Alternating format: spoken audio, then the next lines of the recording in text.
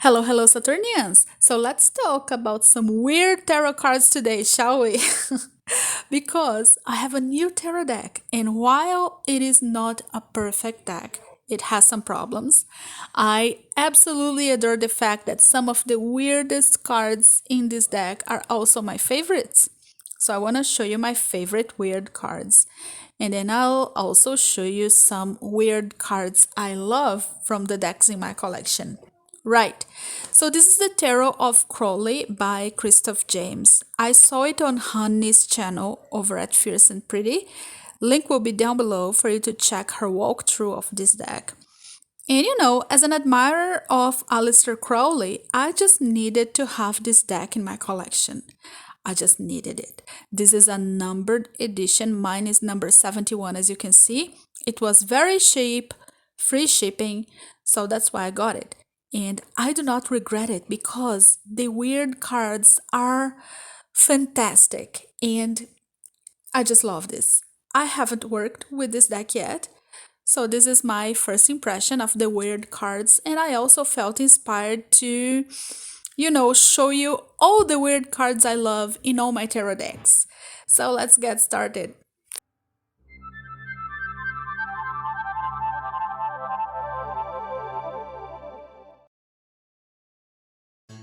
The Sun card. I cannot express how much I love this because we have both our beloved Pamela Coleman Smith and Madame Blavatsky in the same card. Blavatsky is staring at Pixie from the sun. I mean, what a wonderful symbolism, isn't it? There is a link between them. And what I love here is that Madame Blavatsky is dead serious. She's dead serious, guys. She has this I am watching you kind of vibe, like an occult godmother. So now every time that I am outside enjoying the sun, I'll imagine that Blavatsky is up there staring at me. I love this so much. I cannot undo this association now. This is the card that made me want to get this deck. I want this card as a poster on my wall. This is how much I love it. I mean, two of my favorite occultists in my card is such a treat. If you're an occultist yourself and you do not like this, I don't understand you. And here is a great thing about this deck. Students of the occult will find many familiar faces in this deck, but Blavatsky and Pixie in the same card is a big yes for me, so yes. Next we have the Ten of Cups. And guys, this is a family of creepy haunted dolls. I mean, that's genius. Forget the rainbows. I know I said before that I need rainbows in my Ten of Cups. Forget it. Now I need creepy dolls in my Ten of Cups. This symbolism is perfect because this is one of the shady aspects of the Ten of Cups. When you see all those lovely smiles in old family pictures, with flowers and rainbows in the background, that may be a facade. They are all dead inside, just smiling for the picture. I'm sure some of you will relate to that. They are just like creepy puppets. Oh my Satan, I love this so much. Who are the evil ventriloquists behind those puppets? This is a good question to ask. Media? Society?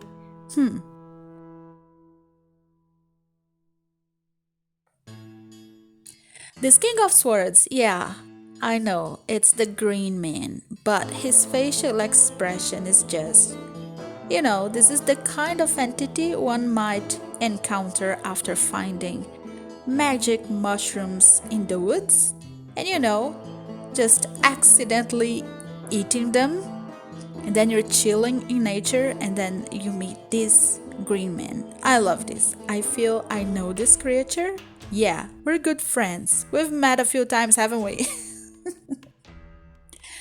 I love this King of Swords because having such an encounter would most definitely generate some new ideas. And this is the card of mental clarity. And yeah, nothing will give you more mental clarity than eating shrooms and greeting adorable entities that live in the woods, right? Am I right? I don't know. The creepiness of this hanged man, who's actually an actress, is... I don't know why you would want to turn the hanged man into that jigsaw thing, but I don't care. I want this hanged woman in my readings to spice things up when my hanged man moment is being too boring. I am thinking that she needs time to heal from whatever caused her to have her face disfigured like that, so that she can recognize herself again in the mirror. Okay, that's taking a weird turn, isn't it? The Chariot. Finally, a Chariot card that I can associate with the Cancer sign, which is theoretically the sign of this card.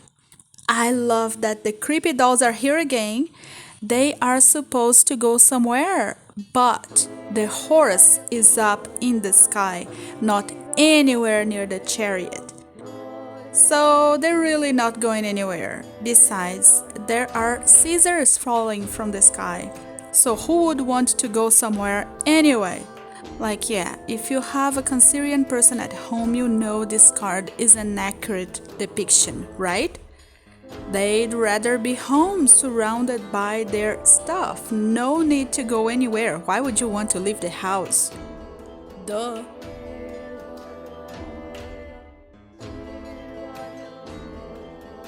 Right, so many things to love in this Tower card. We have here all the elements we need to have fun and chill. We've got goats. I love there is a goat in the sky. It looks a bit annoyed, but whatever. We have a whale also in the sky. Then we've got another goat. This one looks a bit happier. Clowns. And an actress that is having her legs fondled by a mysterious hand that has developed a life of its own. It has developed free will. Then we have also Aleister Crowley. This is my favorite picture of Aleister Crowley. I also have it on my wall. So this is overall a beautiful, adorable, lovely card. I don't even get it why this is the Tower card. I would like to be here. You see?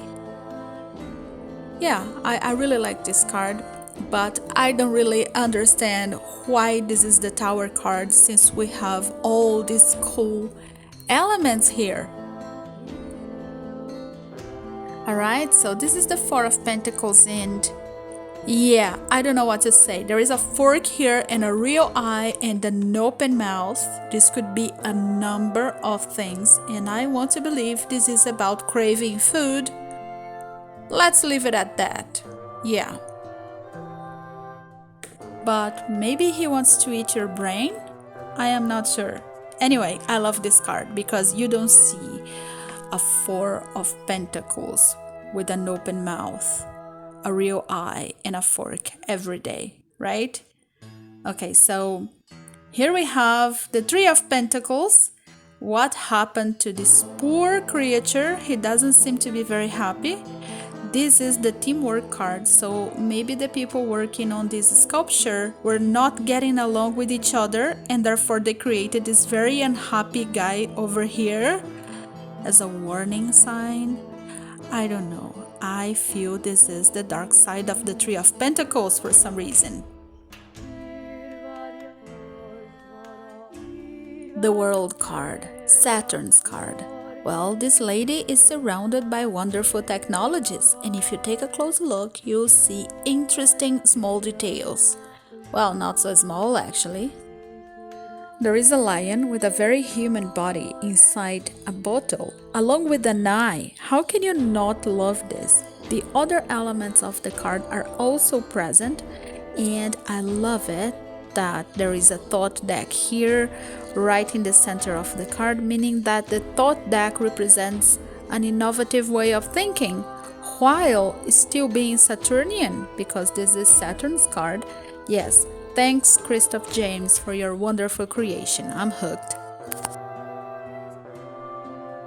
And now I show you some cards from the Bosch Tarot, which is all based on Hieronymus Bosch art, which is creepy and sarcastic, and I love it.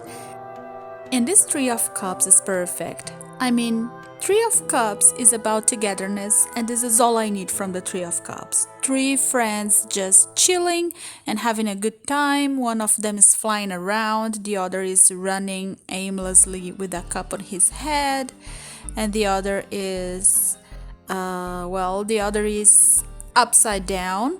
But they all look happy, I guess, and everybody needs those friends who will understand you no matter what, no matter your quirks or your dark little secrets. So I love this Three of Cups so much. There is something very magical about this creature with only a head and legs, eating a coin and surfing at the same time. I mean, there is a lot going on here. And I love this for so many reasons. This is way more interesting than the usual hand holding a coin, right? Why would you want to hold a coin when you can eat it? You see? This is why I love this. Well, do you know that coin that he was eating? Well, it's coming out now. And this is my favorite Ten of Pentacles ever because, well, this guy is pooping a coin. And I love this because, yeah, when you have a lot of money at your disposal, this is what happens. This is both the light and the shadow in the same image. You could understand this as, you are so rich that you don't need to worry about money. Or you can understand the shadow side. Your relationship with money is literally shit. Or you're not giving it enough importance. There is a lot in a single image. I love how very sarcastic images can give you very accurate meanings. Well, here's an interesting Six of Wands. I can't tell whether this is one person with multiple legs and arms and a fruit head, or if there are two people trapped in a fruit, or if this is just an anomaly, like a very weird fruit that developed arms and legs. And this is the Six of Wands, so I don't know what is happening here, but I kinda like this anyway.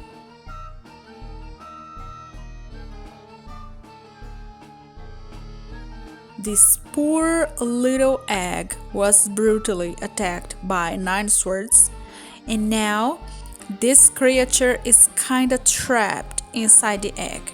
If you think about it, it's a pretty cool symbolism. I mean, he cannot leave his shell, which in turn makes him even more miserable. And isn't it the meaning of the 9 of Swords?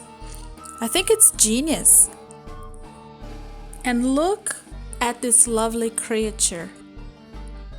I mean, I don't know what that is, but I think it's cute, so I like it. This deck is actually full of lovely creatures. We have another one of those with head and feet, but no torso. And this one also lives inside an egg on a tree. And it's a creature with several legs and several arms. What happens if each one of the legs decides for a different direction? Well, we have the shadow side of the Three of Wands. This is a project that never takes off because everything is all over the place. There is no structure. So I love this also. I don't know what that is. Is that an armadillo? Is that a rat? A bat without wings? Nope, it's the Three of Pentacles. How lovely.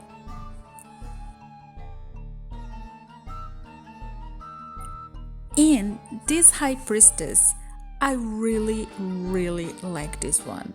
Because for me, this is a perfect representation of the shadow side of the High Priestess. She looks annoyed and bored. And her book is on her head. And she has this, very sarcastic look on her face. And she thinks she doesn't need this book. She thinks she doesn't need formal education. She's intuitive, right? So she doesn't need to go through the process of formally learning something. That's why her book is on her head. and she's looking pissed off. It's like somebody forced her to read something and she doesn't want to bother. She thinks she knows everything. And for me, yeah, that's the shadow side. And here's the Witch's Tarot. I really love this deck. There are some very unusual cards here. And I'm gonna show you a few of them because the weird cards are my favorites in this deck. So the first one that I want to show you is the Strength card, because look at this guy. He's strong, he's heavy, he looks like one of those weightlifters. He has a full bird, and yet he has a little heart on his cheek, and he has this fabulous cheetah outfit. He's also holding a book, which makes him even more adorable. So yeah, what happened to the lady playing with the lion? Here we have a literal representation of the Strength card, and for some reason I love this. It's not subtle at all, it's just on your face, you see. So yeah, I love this one so much.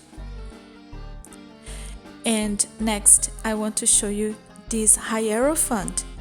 You know, forget that serious guy holding a key. Here is a Hierophant who is holding a bird instead. There is a little nest on his bird. He's also holding a cat. And yeah, he's also sitting on the world. Can you see that? I think this is fabulous. I mean, this guy looks totally friendly for me. I want to be friends with this Hierophant. And he has these amazing purple boots. I totally want purple boots like that. Like, it took me forever to understand the symbolism of this card. It deserves its own separate video. Alright, so next I want to show you the Sun card, because look at this, at the facial expression of the Sun. I can't tell what this Sun is thinking, but it's probably mocking me, and I love this. I love the smile. I love how the Sun looks a bit sarcastic, and can you see there are tiny rainbows? And here's the star. This is one of my favorite stars ever. You know, the star is supposed to be happy, and this star is a little annoyed. It's like she's being forced to work. I don't know, I just like the look on her face, like she's totally annoyed. And there is something about the sarcasm of this card that I love. Look at these little legs hanging from the cloud. It's like it's Monday morning and she doesn't want to work. Right, so next I want to show you another deck. This is the Zombie Tarot, and I know this is a novelty deck for many of you, but this deck gives me crystal clear readings every time. And there are a few cards that I really love because the symbolism is on point for me. And the first card that I want to show you is one of my favorites. It's the Six of Cups, because this card is about nostalgia, right? Holding on to the past. And I feel this is a powerful representation, even though it's creepy. This little girl is holding on to something that is already dead. You see, like literally. So it's like we are carrying a dead weight when we are too attached to the past. And isn't this a perfect representation? You are like hugging a zombie. It's creepy, but it's very powerful for me, so I love this. And the court cards in this deck, for some reason, they are adorable. Look at this adorable zombie. I just love these zombie kids so much. So this is a cute one. And here is my favorite page. I love his toothless smile. I love that he's shackled to the thingy, so he cannot go anywhere, but he's still smiling, like he doesn't know he's dead. He doesn't know he's dead. His whole family is dead and he doesn't know it. He's in blissful ignorance, and he's still smiling even though he has no teeth left on his mouth.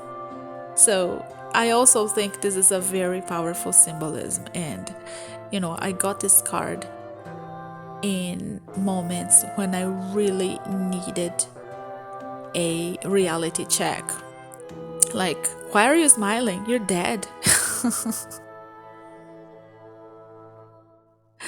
Right. So these were my weird and creepy cards that I love. Let me know in the comments if you have weird cards in your collection that you love also. And I'll see you next time. I hope you enjoyed this. Bye bye.